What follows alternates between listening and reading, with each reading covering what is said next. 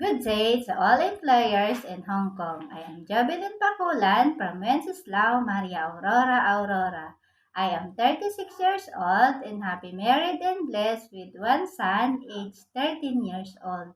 I am a high school graduate and my hobbies are cooking, singing, and gardening.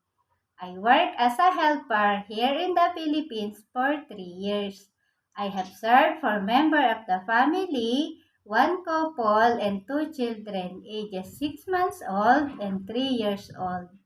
And my duties are taking care of the kids, preparing and cooking meals, washing the dishes, doing the laundry, ironing, cleaning the house, and many more. I like to work in Hong Kong because I want to earn money for my family needs in my son's future. I also have a lot of experience for taking care of newborn baby, toddlers, and children. To my future employer, please hire me as your helper because I'm a loyal, trustworthy, and hardworking woman. Thank you, ma'am and sir.